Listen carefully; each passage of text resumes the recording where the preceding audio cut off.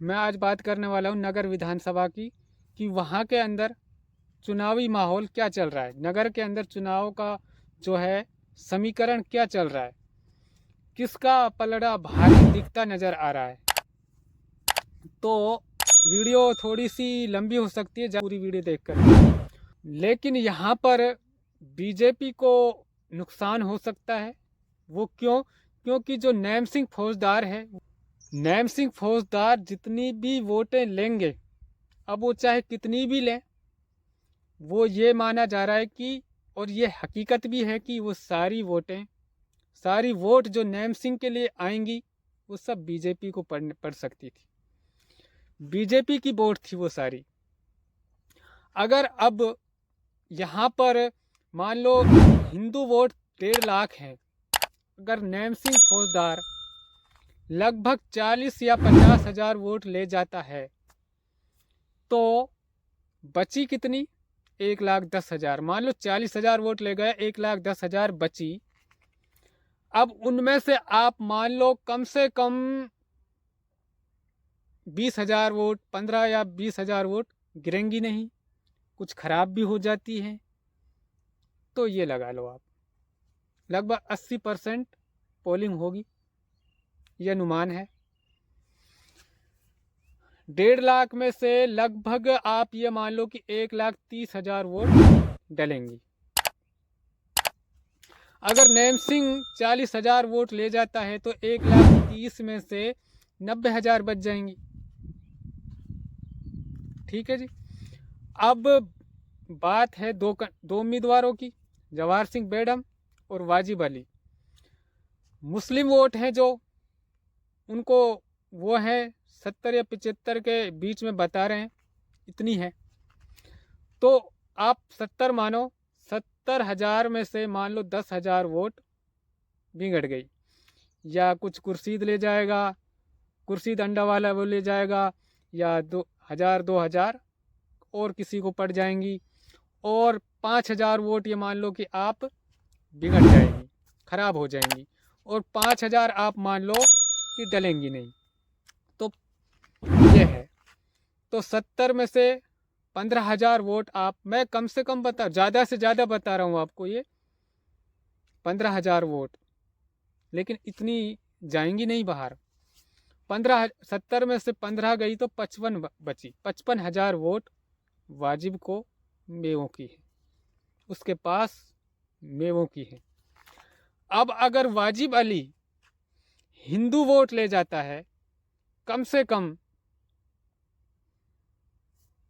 20,000 vote, 20 या 25,000 vote, तो वाजिब अली के पास हो जाती है 80,000 वोट। 25,000 वोट वो ले जाता है तो वाजिब अली के पास हो जाती है 80,000 वोट। तो जो 90,000 बची थी उसी में से ये 25,000 वोट वाजिब अली के पास आ गई। 20,000 मान लो, 20,000 वोट वाजिब को आ गई, और इतना आने का अनुमान भी है। अब जवाहर सिंह बेडम के पास बची हैं 90 में से 70 वोट, 70,000, और वाजिब को हो जाती हैं इस आधार पर 75,000 वोट। तो ये आंकड़ा है अभी तक का, लेकिन अब आगे क्या होता है वो देखा जाएगा। सीकरी ने वाजिब अली को समर्थन दिया है, हिंदू समाज ने।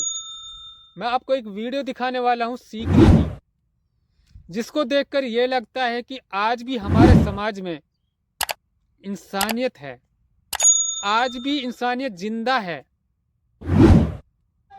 लोग बाग आज भी ऐसे हैं जो जात धर्म से ऊपर उठकर सोचने वाले हैं। जात धर्म से ऊपर सोचने वाले लोग भी मौजूद हैं। उसको देखकर ये लगता है, उस वीडियो को जिसमें वाजिब अली को जो बनिया समाज है उसने पूर्ण बहुमत दिया है, और जोर और शोर के साथ वाजिब अली का समर्थन किया है, स्वागत किया है, नारेबाजी की है, खुलकर सामने आए हैं। भी ऐसे लोग हैं जो जात धर्म से ऊपर उठकर सोचने वाले हैं। क्योंकि आपको पता होगा कि वाजिब अली एक मुसलमान है, तो अगर ये लोग इस पर खरा उतरते हैं तो सच में इनको सलाम करने को मन करता है। क्योंकि दोस्तों वाजिब अली एक सेकुलर नेता हैं। दोस्तों सीकरी के जो लोगों ने जिस प्रकार से वाजिब अली को समर्थन दिया, उसके साथ खुलकर आए, अगर ये अपने पर खरे उतरते हैं तो सच में मैं कहूँगा कि इनके अंदर इंसानियत है, सच्चाई है। अगर समाज में सभी लोग ऐसा सोचने लग जाएं कि जात धर्म और इन सब से उठकर कोई एक चीज़ और होती है जो सबसे इम्पोर्टेंट है और सबसे बड़ी है, वो है दोस्तों इंसानियत। इंसानियत ही सबसे बड़ा धर्म है। दोस्तों मैं आप लोगों से रिक्वेस्ट करना चाहूँगा कि इन जात धर्म के झगड़ों में मत पड़ो, आपस में नफरतें मत बांटो। जैसे रह रहे हैं प्यार प्रेम से एक दूसरे के साथ खा रहे हैं, पी रहे हैं, सो रहे हैं, खेल रहे हैं, तो ऐसे ही रहते आओ। नफरती लोगों के बहकावे में ना आओ। ये मत देखो कि ये मुसलमान है, ये हिंदू है, ये सिख है। वाजिब अली एक मुसलमान है। अगर हिंदू लोग या सिख भाई ये सोचेंगे कि ये तो एक मोहम्मदन है और मुसलमान है, ये तो एक मुसलमान है, मेव है, ये हमारे क्या काम का, जात अलग धर्म अलग, ये क्या काम का। नहीं दोस्तों, ऐसा नहीं है। आप लोगों ने देखा भी होगा कि वाजिब अली 5 साल विधायक रहे, तो मेरे हिसाब से 5 साल के अंदर ना तो नगर विधानसभा में कोई दंगा फसाद हुआ, आपसी जो जाति के अलग अलग जातियों के लोगों में नफरत फैली।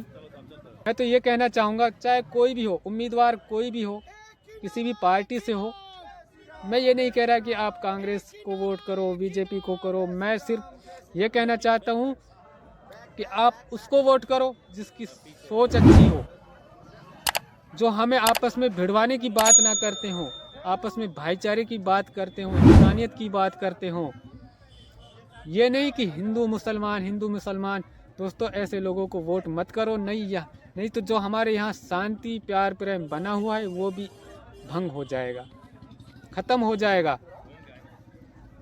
जो हमारे बुज़ुर्गों से हमारे अंदर प्यार प्रेम बना हुआ है, हमारी पीढ़ियों से और हमारे अंदर, ये सब ख़त्म हो जाएगा अगर हम इन लोगों की बातों पर चले तो। दोस्तों हर समाज में हर तरह के लोग मिलते हैं, मुसलमानों में भी मिल जाएंगे, हिंदुओं में भी मिल जाएंगे और सिखों में भी। हर कौम में कुछ कीटाणु होते हैं, कुछ तुच्छ लोग होते हैं जो पूरे समाज को गंदा कर देते हैं। तो उन तुच्छ और थोड़े से लोगों के लिए आप आपस में मतभेद मत बनाओ। अगर मुसलमानों के अंदर किसी एक भी शख्स ने गलत काम कर दिया तो पूरी मुस्लिम कौम ही बदनाम होती है। हिंदुओं ने कर दिया तो पूरी हिंदू कौम बदनाम हो जाती है, जबकि गलती एक शख्स की है। तो ऐसा नहीं है कि हर समाज में बुरे ही लोग हैं, अच्छे भी हैं और बुरे भी हैं। अच्छे ज़्यादा हैं शायद, बुरे कम हैं। तो मैं आप लोगों से रिक्वेस्ट यही करना चाहूँगा कि आप सिर्फ अच्छाई की नज़र से देखो, हर किसी को बुरी नज़र से मत देखो, चाहे कोई भी हो, किसी भी धर्म से हो। तो देखते हैं अभी तो चुनावी समीकरण कितना बदलता है। चुनावों के अभी 8-9 दिन बाकी हैं। कहते हैं कि चुनाव होता है जो ये एक ऐसी चीज़ है कि एक रात में ही बदल जाता है। अभी कोई कुछ नहीं कह सकता कि किसकी जीत होगी, किसकी नहीं होगी, किसका क्या है, अभी कोई पक्का नहीं कह सकता। लेकिन मैं ये कहूँगा जाते जाते आपसे कि सिर्फ इंसानियत को वोट करना, सच्चे आदमी को वोट करना, अच्छाई जो हमारे यहाँ पर प्यार प्रेम और शांति बनाकर रख सके उसके लिए वोट करना। आपने देखा भी होगा, वाजिब अली भी रह चुके हैं यहाँ पर, अनीता भी रह चुके हैं, पहले भी लोग रह चुके हैं। आप जो फिलहाल के 3 उम्मीदवार हैं, इनके 3-4 उम्मीदवार हैं, इनके बारे में भी आप अच्छी तरह से वाकिफ़ हो कि कौन कैसा है, किस स्वभाव का है, तो कौन कितना यहाँ पर अच्छा कर सकता है हमारे लिए। आप सभी से रूबरू हो।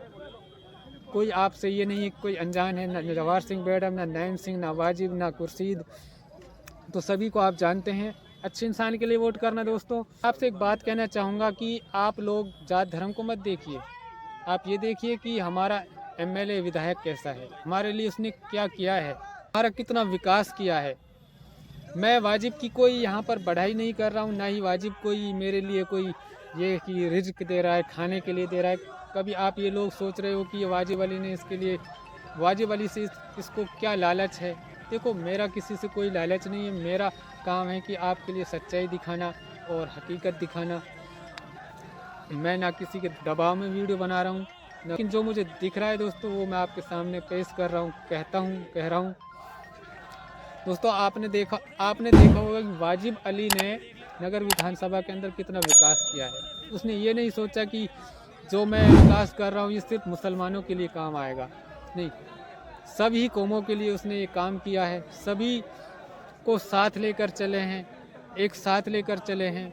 कितना विकास किया है। बिजली घर ले आए, बड़ा बिजली घर ले आए, कॉलेज खुलवा दी, बासबुरजा में कॉलेज खुलवा दी, गर्ल्स कॉलेज, स्कूलों को क्रमोन्नत करवा दिया और नगर पालिका बनवा दी और बहुत सारे ऐसे काम करवा दिए सब, जिससे आपकी परेशानियां बहुत ही कम हुई हैं दोस्तों।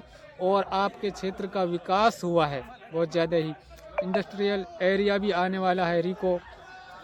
तो आपका विकास मेरे हिसाब से ना तो हुआ है और ना ही मेरे हिसाब से ये अभी कम से कम 50 साल हो पाता।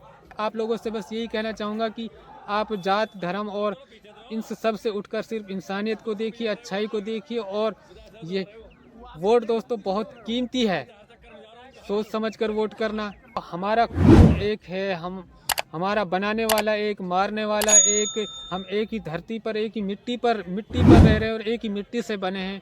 तो ये बातें मत सोचा करो कि वो हिंदू है, मुसलमान है, सिख है, ईसाई है, कोई भी है।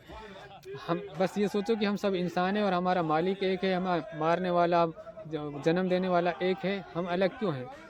तो सोच समझ कर वोट करना दोस्तों। आने वाली 25 तारीख को आज की वीडियो में इतना ही, फिर मिलते हैं अगली वीडियो में। तब तक के लिए अपना ख्याल रखिए। धन्यवाद।